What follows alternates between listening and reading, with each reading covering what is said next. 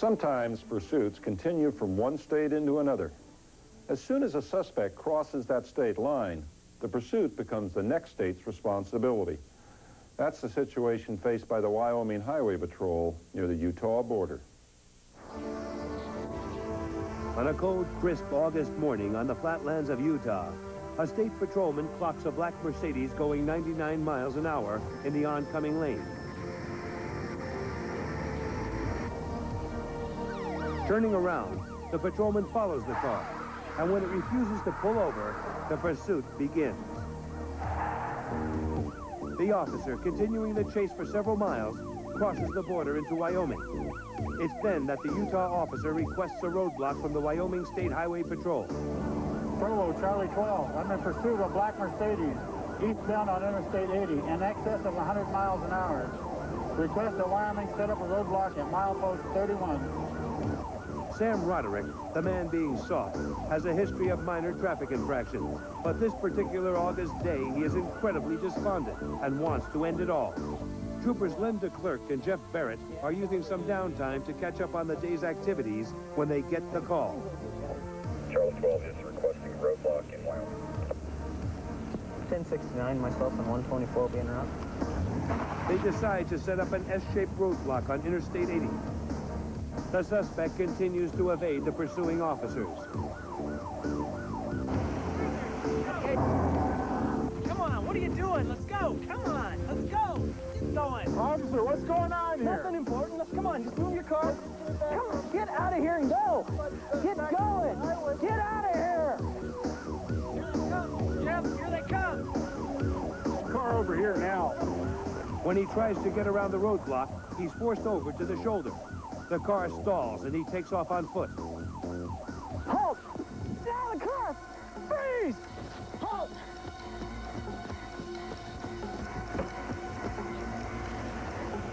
Put the gun down! Go on his face. Halt! Put the gun down! Go ahead and shoot. I don't want to live. Shoot me. I want to die! He's gone under the bridge that way! He's gone that way!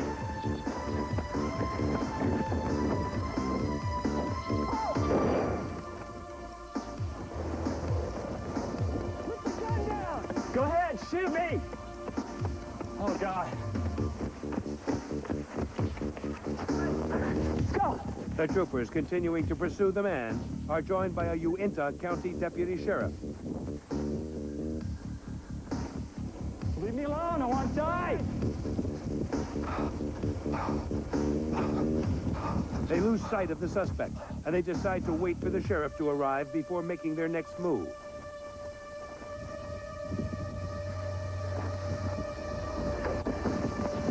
We've lost sight of him, Sheriff. He went over this ridge right over here. Don't know where he went from there. Is he still armed? Yeah, he still has his revolver. Oh. There he goes now. Okay, let's surround him. Take some cover. Okay, Sergeant, I'm gonna take this side.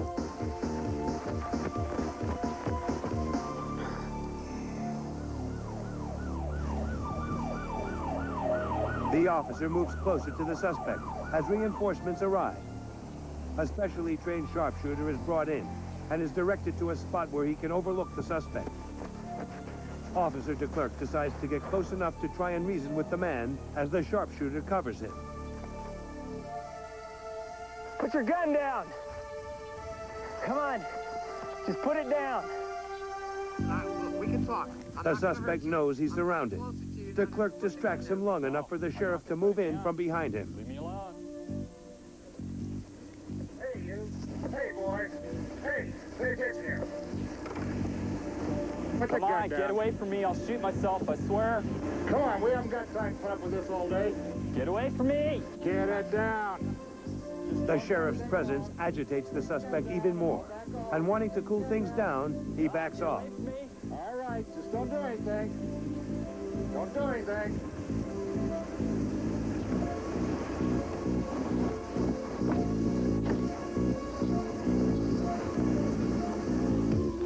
I'm gonna put my gun down. Trooper de Klerk moves closer and continues to talk to the crazed man. I'm not gonna harm you. Just relax. We've been out here for 2 hours now. By this point, The suspect is nearly over the edge and appears anxious and self-destructive. It's really cold out here, don't you think? Yeah. Yeah? Okay. Okay.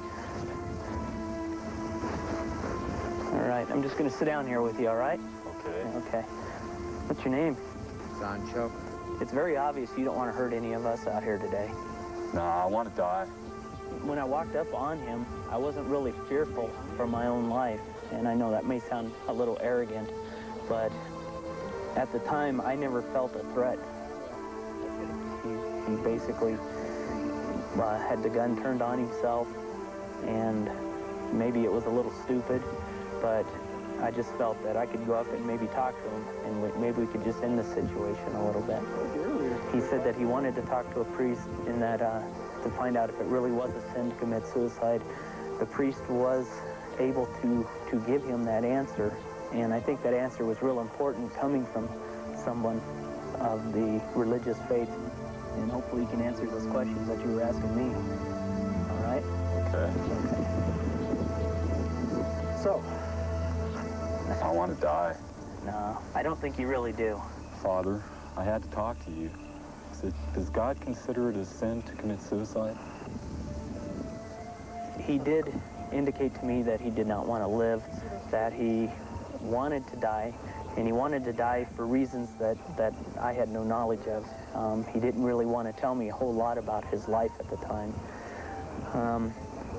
So I guess you do feel sorry for somebody like that, because it's hard to feel compassion for someone that you don't know why they're hurting.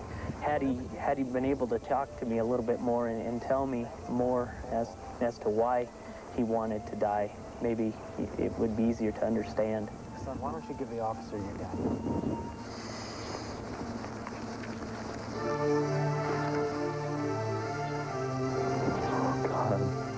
Oh, God. He gave me the gun just a couple moments after the priest had arrived and talked with him. He basically, asked him if it was a sin to commit suicide, and the priest went in and told him yes, it was a sin, had him look around, and maybe made him realize what life was all about.